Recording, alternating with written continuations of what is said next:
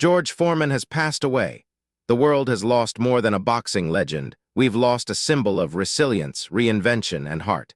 He was 76 years old, born in Marshall, Texas on January 10, 1949. George Edward Foreman grew up in Houston's tough Fifth Ward.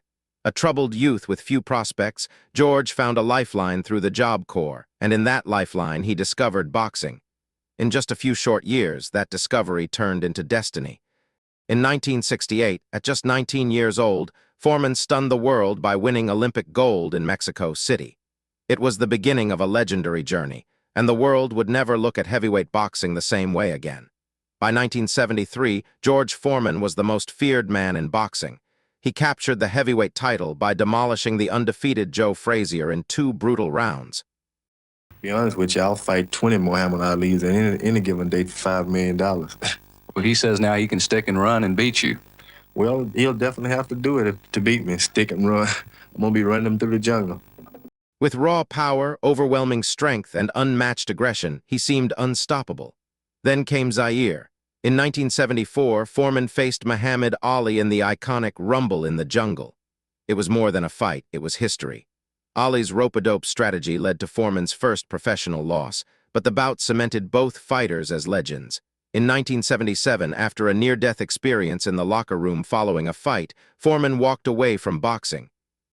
He became an ordained minister, built a church, and devoted his life to preaching and helping at-risk youth. For many, that would have been enough, but not for George Foreman. 10 years later, at the age of 38, he returned to boxing. Older, heavier, and underestimated, no one expected what would come next.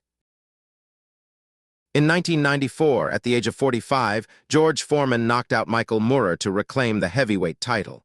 He became the oldest heavyweight champion in history, and he did it wearing the same trunks he wore 20 years earlier against Ali. It wasn't just a comeback. It was a miracle, but Foreman wasn't finished. He became a beloved pitchman and entrepreneur, launching the George Foreman Grill. Over 100 million grills sold, a cultural phenomenon. He was a father to 12 children, 5 of them named George, and lived his later years with humility, humor, and grace. George Foreman was more than a fighter. He was a preacher, a father, a businessman, a champion twice over in and out of the ring. His life was a story of redemption, faith, and unshakable belief in second chances. Rest in peace, Big George. Your fight is over, but your legacy lives on.